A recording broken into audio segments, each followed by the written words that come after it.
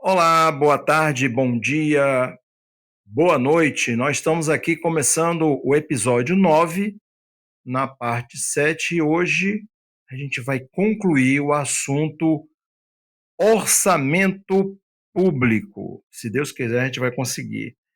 E aí eu queria, antes de mais nada, agradecer, como sempre, os nossos patrocinadores, o espaço Five Stars, que é o espaço que a gente usa aqui, a Thelma Ótica, Café Liberal 1817, Baunilha 17, Clara Amor.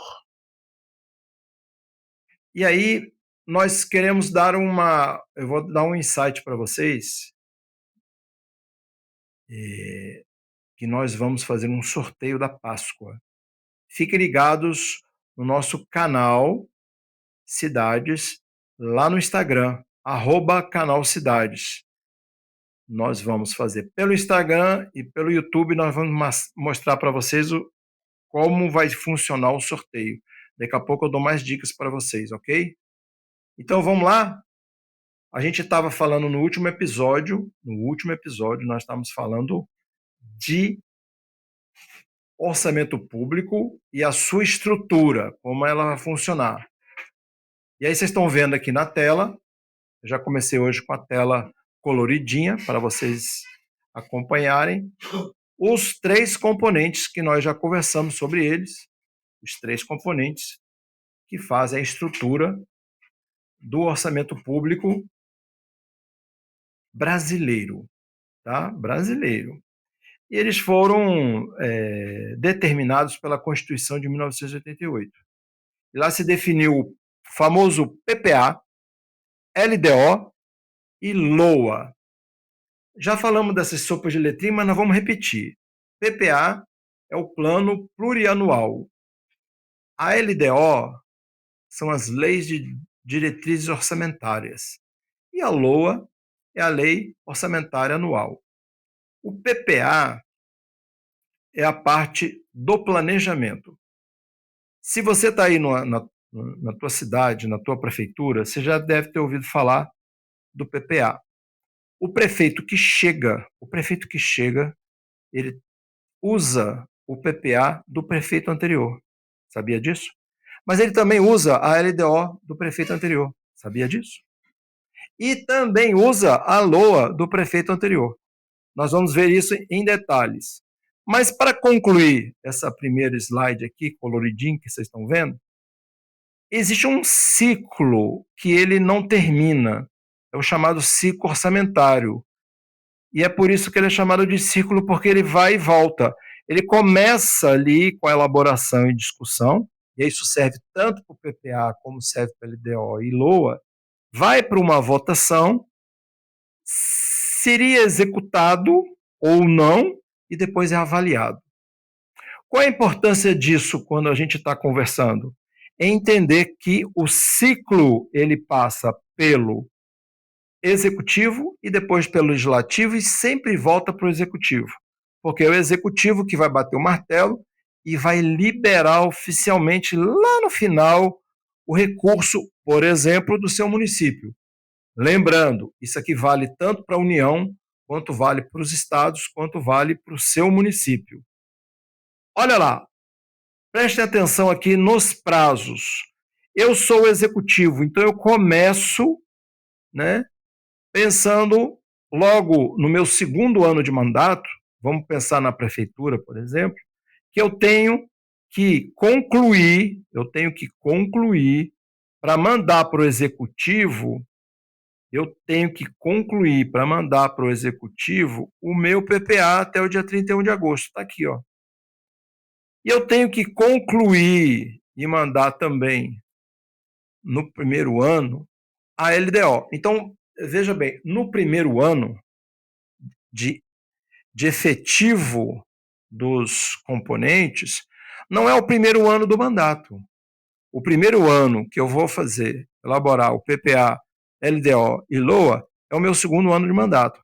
Não é à toa, que aí não é só prefeito, mas também governadores, presidente da República, reclamam tanto do primeiro ano de mandato. porque eles são mais engessados, porque eles trabalham com tudo que foi planejado, tudo que foi edificado, tudo que foi definido de valores com o mandatário anterior. Então, o que eu estou falando para vocês aqui, já estou no segundo ano de mandato. Quando eu estou no segundo ano de mandato, eu vou entrar no primeiro ano do próximo mandato. Então, quando eu termino minha PPA, eu tenho até 31 de agosto, então, nesse segundo ano de mandato, eu tenho um esforço a mais. Porque não só eu tenho que fazer o PPA, como também o anual. Quais são os anuais? O anual é o LDO e a LOA, porque o PPA, como é só planejamento, eu faço a médio prazo. Eu faço para o mandato de 4 anos. Se não vejamos aqui, vamos lá, vem outro gráfico. Olha o fluxo. Olha o que eu estava acabando de falar aqui para vocês. PPA, 4 anos. O PPA é 4 anos. Então, no meu segundo ano de mandato, é que eu começo a ter esse poder de definir o PPA e o LDO e LOA, que é todo ano, né? Mas o PPA para os meus 4 anos, né, que na verdade não são os meus 4 anos, são 3 anos do meu mandato, mais um ano do outro mandato, eu planejo nesse segundo ano de mandato. Então é muita responsabilidade logo no segundo ano. Então vocês que estão aí acompanhando, seja o prefeito, o governador, entendam esse processo. Porque no primeiro ano do meu mandato, do mandato deste eleito, ele pode fazer poucas manobras em relação ao orçamento público. Perfeito? Ficou claro isso aí, gente? Muito importante isso, gente. Muito, muito, muito, muito importante. Lembrando que todos esses, tudo que é PPA, tudo que a gente está falando aqui, ele é regido dentro da Constituição. No artigo 165, está escrito lá que o Poder Executivo vai estabelecer plano plurianual, diretrizes orçamentárias e orçamentos anuais. Então, fique ligado que essa sopa de letrinhas não é uma invenção de ninguém, tá? É o que está lá na Constituição. E eles são fundamentais para a gente entender como funciona em nosso município, como funciona no nosso estado e também como funciona para o governo federal. Voltando aqui aos nossos esqueminhas, que são muito bons, né, para a gente entender mais claramente. Vou ver se a gente trabalha mais com gráfico hoje, para não ficar tão cansativo, né, porque é muita novidade para muita gente, né, que não está acostumado. Mas, vou lembrar aqui de novo, nós estamos aqui à disposição para vocês fazerem perguntas, para vocês fazerem observações, para vocês darem sugestões aqui no nosso canal Cidades Podcast. Perfeito? Então vamos lá. Aqui eu trago para vocês um exemplo básico do teu município. Pega aí um mandato que começou em 21 e vai até 2024. O que acontece que eu acabei de falar? Em 2022 é que eu vou elaborar o PPA. E aí eu vou elaborar minha própria LDO. Não é em 2021, não é no nosso primeiro mandato. E aí, o que eu falei lá na frente? As funções importantes de cada um desses componentes do orçamento público. O mais abrangente e o estratégico, que é o de planejamento, é o PPA, é o Plano Plurianual. Ele vai além de um ano, ele dura 4 anos. Aí, a cada ano, eu vou ter uma LDO aprovada naquele processo, né? Vai do executivo para o legislativo e volta para o executivo, né? Esse fluxo é muito importante que vocês entendam, né? Que sem aprovação de ambos as partes, no final o processo não anda e tem prazo, né? Então, muitas vezes vocês devem ter visto aí que eles passam do prazo e aí engessa o orçamento, né? Aí, se você não tem orçamento, você tem, às vezes, políticas públicas ou obras ou coisas parecidas que param. E às vezes a gente não entende porque tem obra parada. Muitas vezes o problema está aqui, ó. né? Nos nossos mandatários, tá? Então, voltando aqui no gráfico, o PPA é planejar, a LDO são diretrizes, é orientar, e a LOA é executar. Valores exatos, né? Números, eles são discutidos apenas na LOA. No planejar, no PPA, se dá valores teto. Normalmente estipula-se um valor máximo de gasto previsto. Não há um detalhamento, né, desse orçamento. Nas leis diretrizes orçamentárias, a gente já tem uma regulamentação maior. A gente já tem um arcabouço jurídico que define algumas limitações. Mas somente na LOA é que fica claro para onde vai o dinheiro gasto e para onde está e de que forma está chegando o dinheiro arrecadado. Lembrando que tudo se resume a receita e despesa, ou seja, aquilo que é arrecado e aquilo que eu gasto. E isso, quem já está acostumado com contabilidade, seja na contabilidade da sua casa, seja da empresa, ou contabilidade no serviço público, a receita no final tem que bater com a despesa, né? Então eu só posso, existe um ditado antigo, né? Eu só posso gastar aquilo que eu arrecado, perfeito? Então vamos lá. Agora eu vou trazer para vocês uma coisa importante que eu prometi no episódio anterior, que são estudos de caso. A gente precisa escolher uma cidade. Aqui no Brasil existem 5.570 municípios. Eu escolhi o município de Jataí, em Goiás, porque foi um município que eu morei, e é um município que eu acho que ele está, assim, eu diria que é um município que tem uma população interessante para a gente estudar. Nós temos município no Brasil, nós temos aí pelo menos umas 12 metrópoles, 13 metrópoles acima de 1 milhão de habitantes, mas nós temos cidades, né, que a maioria com 20 mil habitantes, 10 mil habitantes, 40 mil habitantes.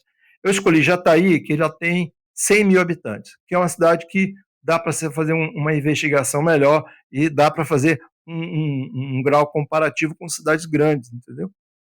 Aí você pega uma cidade muito, muito, muito pequena, aí é mais difícil de fazer essa radiografia. Então, fazendo uma leitura de uma cidade mediana, né, como o município de Jataí, é possível a gente ter um retrato médio do que acontece no Brasil afora, perfeito? Então, a leitura que eu coloco aqui, vocês estão lendo aqui, ó, é que a leitura normal de um município do tamanho de Jataí é que existe uma dependência externa, ou seja, quase todo o dinheiro que é arrecadado, nós estamos falando agora de receita, tá? Desculpa, eu não comecei falando sobre isso. Nós vamos falar primeiro de receita, depois de despesa, tá? Então, na receita, vocês podem ver aqui, ó, que eu até deixei aqui em vermelho, para vocês verem que a maioria das receitas, elas advêm de forma externa, ou seja, ela não é algo que seja arrecadado pelo município. Se você olhar e somar as porcentagens, vamos lá, a primeira, aqui tem mais, 30% FPM, Fundo de Participação do Município. Aí eu vou para o ICMS. O ICMS que vem aqui, ele não é nem do município, ele é um repasse dos governos estaduais. Então você vê que só aqui eu já tenho 55%, quer dizer, mais da metade. Se você somar os outros dois que estão aqui, ó, as porcentagens, o Fundeb e o SUS, nós vamos chegar a 85% do orçamento, ou seja, é um município que ele não se sustenta sozinho. Aí alguém pergunta, nossa, eu nunca sabia disso. Então, verifique, entre lá nas receitas e nas despesas no site do seu município e você vai descobrir isso aqui que eu estou falando, que é a grande maioria dos municípios brasileiros que dependem de recursos externos ao município, ou seja, de algum tipo de repasse ou do governo federal ou do governo estadual. Fecha a conta? Alguém pergunta, mas aí fica como? Fica em déficit? Não. Ele arrecada e aqui vamos para a despesa. E tem a despesa. Então eu coloquei um período aqui, gente. Eu coloquei o período não do mandato, mas eu coloquei o período das propostas dos componentes. Aqui é o período do PPA, né, que vai de 2022 a 2025. Aí a gente vai descobrindo se cumpriu ou não. Olha aqui, ó. O estimado de gasto, por exemplo, do PPA era 2,4 bilhões. E aí passou um pouquinho, 2,7 bilhões. Mas quando você vai ver lá, de fato, e aí é muita planilha, é muito gráfico, e aqui eu estou trazendo uma coisa muito resumida, muito fácil para vocês entenderem, né? De que a gente tem uma arrecadação e aqui a gente tem a contrapartida, que é o que a gente gasta. E aqui, ó, o que muda muito, muito mesmo, é o formato da arrecadação, viu, gente? A forma que o dinheiro chega para o município é bem diferente da forma que o dinheiro chega para o governo estadual, que é muito diferente da forma que o dinheiro chega para o governo federal. Vocês vão ver isso agora. Agora, os municípios, eles têm uma coisa muito em comum, mas muito. Além da receita ser muito parecida, né? É sempre nessa faixa, 80%, 85% de recursos externos. Na hora da despesa, também é muito parecido. Praticamente 50% da despesa, pode ver aqui, ó, PPA estimado, 2,4 bilhões. Olha lá, pessoal em cargos, 1,2 bilhões, ou seja, 50% é gasto com pessoal em cargos. Aí você fala, olha, Ricardo, eu estou aqui no município, sei lá, você está aí no município de Pernambuco, você está no município dentro, na Bahia, você está no município. Olha, a maioria esmagadora, eu não tenho uma porcentagem exata, mas eu com certeza 70% dos municípios tem esse enquadramento aqui, é 50% de gasto com pessoal em cargos, 40, 30, 35% de custeio e sobra para investimento só 10%. Isso é uma tônica. Isso é sempre. E eu estou pegando um período aqui, estou fazendo um somatório, mas vamos tirar uma média de despesa? A média de despesa de Jataí, então vamos lá, voltando, ó, despesa de 4 anos, 2,4 bilhões. Mas vamos dividir em partes iguais? Seria 600 milhões a média, perfeito? Estou dividindo por 4. Vamos matar essa curiosidade aqui por função. Educação em primeiro lugar, ocupa 25%, e saúde, em segundo lugar, ocupa 20,8%. Então dá para ver aqui de cara onde está a dependência, né? Praticamente toda a educação e saúde, né, está vindo dinheiro do governo federal. Fato, governo federal. Então, o que sobra em seguida? Então, vamos lá, 600 milhões, vamos de novo. Saúde e educação, se somar, dá 275, ou seja, 45%. Quase a metade de tudo que se gasta no município é saúde e educação. Então, esses dados são importantes porque eles são históricos, né? Aqui, no nosso canal, a gente não vai fazer juízo de valor, não vamos dar opinião, nós não vamos falar se o prefeito está correto, se a questão tributária precisa ser mudada, se a gente precisa alterar a questão dos tributos no Brasil. Isso é uma discussão que pode caber até um debate, né? O dia que a gente trouxer aqui alguém da área, a gente pode até fazer um debate, se é que pode mudar, será que a gente pode ter os municípios com recursos próprios mais volumosos? Uma boa pergunta. Faça aí você a sua pergunta, mande para a gente, quem sabe a gente consegue responder. Então, continuando aqui nas despesas de Jataí. A terceira, administração, depois vem infraestrutura, assistência social, cultura. Eu gosto muito de botar, às vezes, cultura e esporte, porque para dar uma ideia, olha lá, cultura e esporte 15 milhões, aí alguém vai falar, mas Ricardo, educação não está embutido? Às vezes sim, em algumas situações sim. Mas aqui a gente está separando mesmo, né? Então vamos resumir essa análise. Resumir essa análise de Jataí.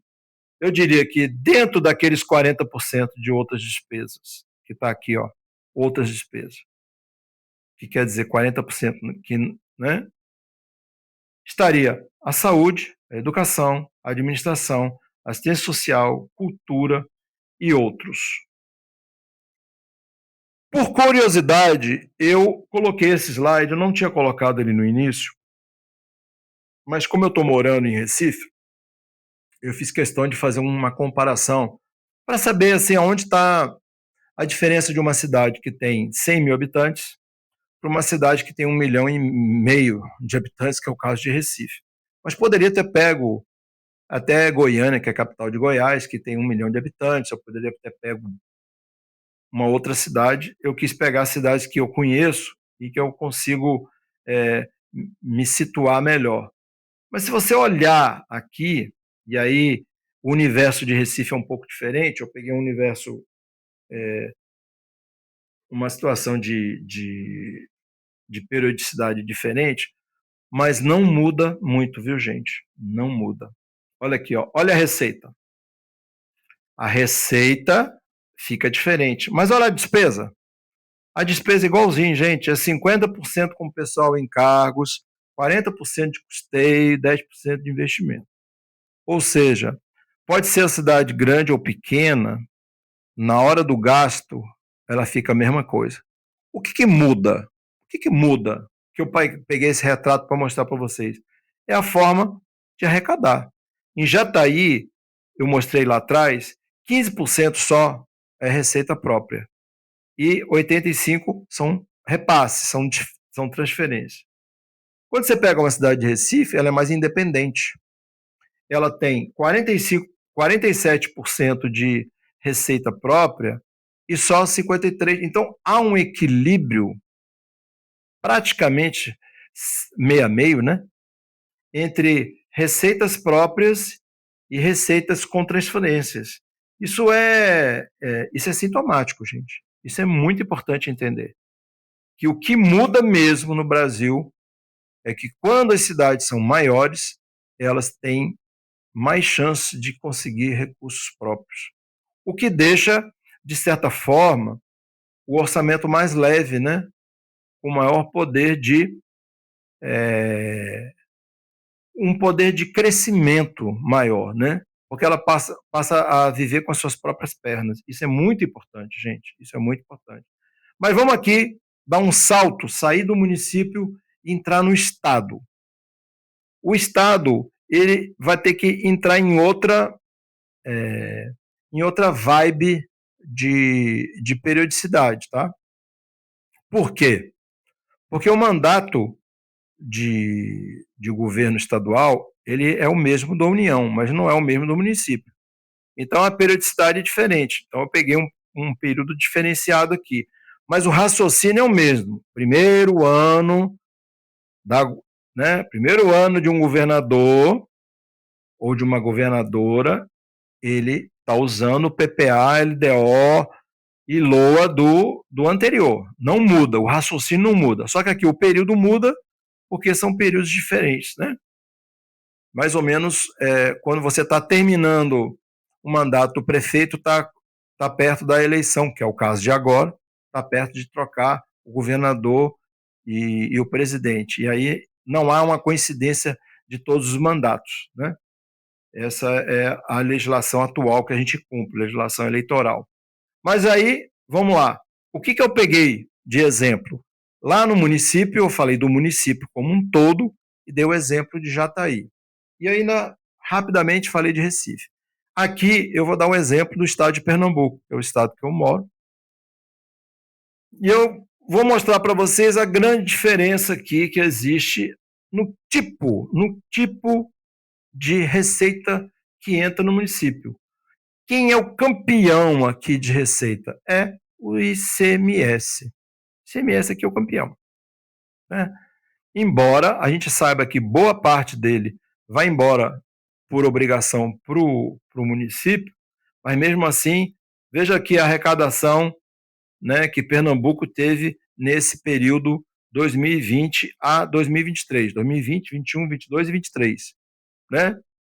ICMS, recurso próprio, 60 bilhões, ou seja, 35% do total. E aí você pega FPE, repasse do governo federal, 45 bilhões. Mas aí você entra com um outro dado importante, que é a arrecadação através do IPVA. Quem tem carro aí você sabe, né? Quem tem veículo, quem tem trator, quem tem ônibus, caminhão, veículos leves, enfim, todo mundo paga IPVA. O IPVA não vai para município, IPVA vai, já falamos disso aqui, vai para governo estadual. Então, Pernambuco, nesses 4 anos aqui, 2020 e 2023, arrecadou com IPVA 20 bilhões. Aqui tem outras receitas, 25 bilhões, e aqui tem outras transferências. Eu coloquei aqui o mais pesado, né? Aquilo que dá mais volume. O que dá mais volume e o que deu mais volume, principalmente depois da pandemia, para o estado de Pernambuco, por exemplo, dando 35%, foi o ICMS, né? Aqui agora, da mesma forma que eu fiz com o município lá de Jataí, eu comecei a falar de receita, em seguida eu falei da despesa. Então vamos lá. Acabei de falar da receita, né? A média anual aqui de Pernambuco foi 42,5 bilhões. Agora eu vou falar de despesa. Olha o que a gente consegue encontrar aqui na despesa. Analisando pela sua natureza, não tem uma coisa familiar? Muito parecido, né, gente? Muito parecido. De novo, quem é o campeão da despesa, mesmo no estado? Pessoal e encargos. 82 bilhões. E é claro que eu estou falando de um período de 4 anos, né, gente? Mas calma aí, a gente vai chegar lá. O custeio, 71 bilhões. Vocês acreditam, agora investimento, 16 bilhões. Vocês acreditam que vai continuar com a mesma lógica? Por que vai continuar com a mesma lógica? Olha aqui o estimado de PPA. 160 bi. E aí 82 bi, que é praticamente a metade, pessoal em encargos. Qual é 40% de 160? Nessa faixa de 71, 73 bi. Então, gente, repete, ó, Jataí 50, 40, 10, Recife 50, 40, 10 e agora aqui Pernambuco 50, 40, 10. Então, é uma tônica muito repetitiva de despesa que a gente tem em nosso orçamento público. As despesas elas se repetem nessa quanto à natureza dela. É sempre metade, 50% com o pessoal em cargo, em torno, aí com pouca diferença de uma coisa para outra, de 40% para custeio e apenas 10% para investimento. Então, de novo, para o estado de Pernambuco, sobra pouca coisa para investir, né? Então, de novo, nós estamos repetindo o mesmo raciocínio. Aqui, na hora de eu fazer análise, nesse gráfico pizza aqui, ó, nesse gráfico pizza, na hora que eu vou fazer análise, vocês podem ver lá, ó, quem é o campeão, igual era lá no município. Educação, em segundo lugar, saúde. Perfeito? Só que aqui eu tenho um pouco mais de recurso próprio para bancar. Mas continua o mesmo raciocínio. Eu gasto mais com saúde e educação. Aqui está dando 45%, ou seja, está batendo com a conta que a gente tinha lá, mais ou menos quase igual o que eu tinha de Recife e Jataí. Algumas diferenças e tal, mas mantém uma faixa. Só que aqui tem um dado novo. Tem um dado novo aqui na hora que eu estou falando de despesa. Qual é o dado novo aqui? esse terceiro item aqui, ó. O que vem depois de educação? O que vem depois de saúde? Olha aqui, segurança. Por quê? Porque a segurança pública é um dever do Estado. E Pernambuco gasta em média, e aí 5 bilhões de reais. 5 bilhões de reais, ou seja, ele gasta com segurança a metade que ele gasta com educação. Aí, de novo, gente, nós estamos conversando aqui sem dar a opinião. Isso é ruim ou isso é bom? A gente está gastando pouco ou muito com a segurança? A gente deveria gastar mais com a segurança ou mais com a educação, mais com a saúde? Isso aqui é uma outra pergunta, é um outro dado, é uma outra situação e que vocês podem fazer perguntas aqui para nós. Outra coisa que pode acontecer, ao invés de pergunta, a gente pode fazer um debate. Vocês podem sugerir que a gente faça, por exemplo, um debate aqui sobre segurança pública, sobre o destino, né, desse orçamento público para a segurança. Nós estamos gastando 5 bilhões com segurança. Isso é pouco ou é muito? Então, essa é uma boa pergunta para que a gente faça em outros episódios aqui. Fica aí a sugestão. A outra despesa que vem logo em seguida é da administração, que é 4,5 bilhões. A administração aqui, ela não é especificamente só com pessoal, tá, gente? Aqui é por função. Então, a despesa de pessoal, ela está toda distribuída por isso aqui. Aí vem a infraestrutura, assistência social e cultura e esporte, como eu sempre coloco, que sempre é a filhinha menorzinha da jogada, né? Sempre menos dinheiro para a cultura, sempre pouco dinheiro para o esporte. Tá. Aí, uma coisa importante para a gente notar aqui em Pernambuco é que, mesmo com o finalzinho aqui da pandemia, que foi 2020, 2021, a gente conseguiu, quando eu falo a gente, fica parecendo que eu sou algum agente de Pernambuco, mas Pernambuco, né? Pernambuco, assim como a maioria dos estados brasileiros, eles conseguiram melhorar muito o ICMS logo após a pandemia, né? Então, isso é se vocês quiserem dar uma pesquisada aí no teu estado aí, pode ver aí o estado da Bahia, São Paulo, Rio, todos eles, depois de 2022, veio um up muito grande na arrecadação de ICMS. E, finalmente, nós vamos entrar aqui pelo exemplo do mandato que servia para o estadual, mas eu quero entrar aqui muito no mandato da União, né? Do governo federal. Então, tem umas mudanças impressionantes aqui na questão das receitas. Vocês estão vendo aqui, nós já até falamos sobre isso, nós já falamos aqui nos outros episódios, como é que entra esse dinheiro para a União, das receitas. Então, o campeão, né, no caso das receitas da União, são os tributos, né? O imposto de renda que você paga, o IPI, todos esses impostos e taxas que são comuns ao governo federal. É tão grande que ocupa a faixa de 42,9%. Nos 4 anos, de 2020 a 2023, foram 4,8 trilhões. Trilhões. Perfeito?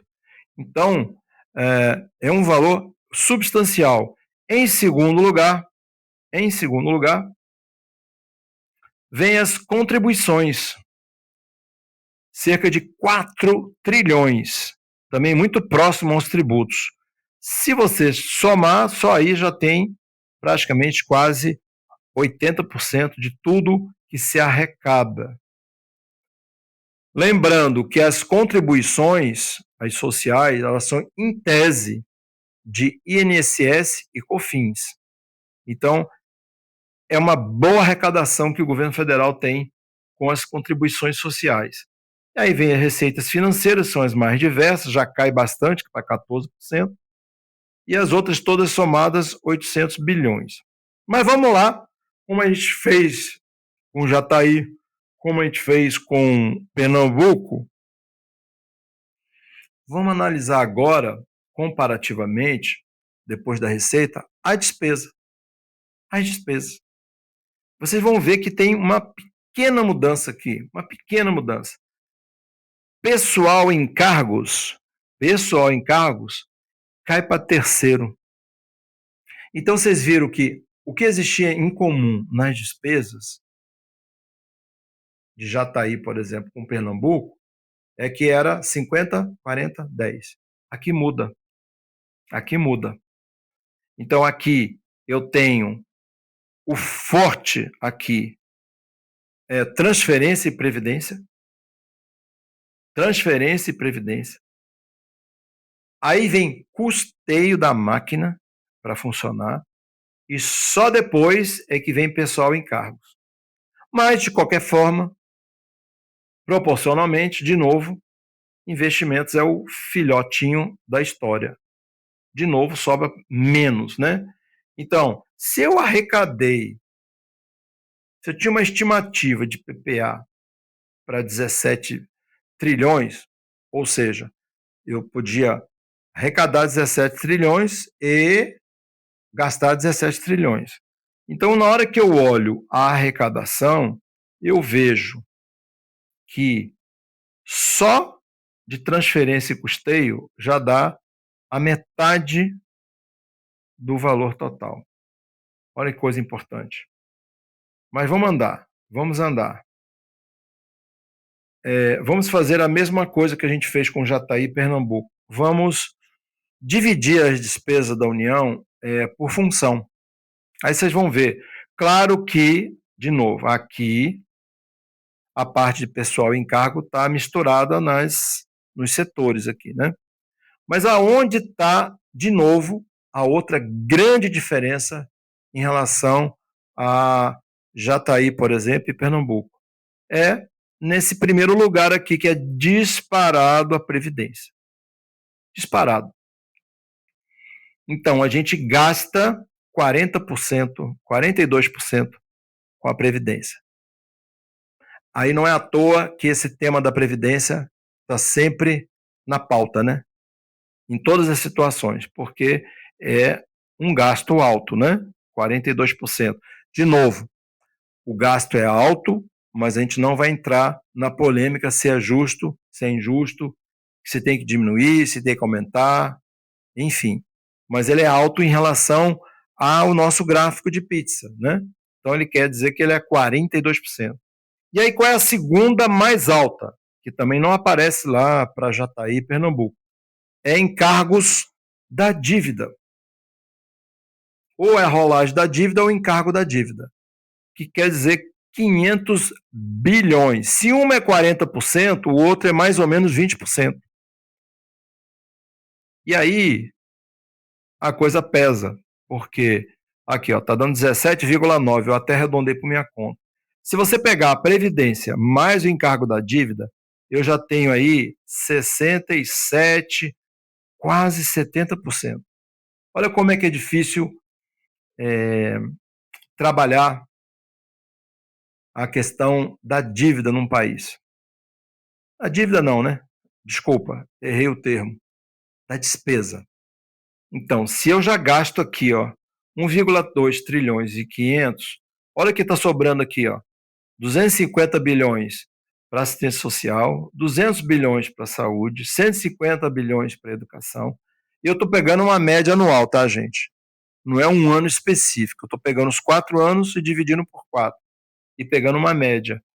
Aí aparece uma outra despesa que não é muito substancial, ou quase nada, para município e estado, que é a defesa.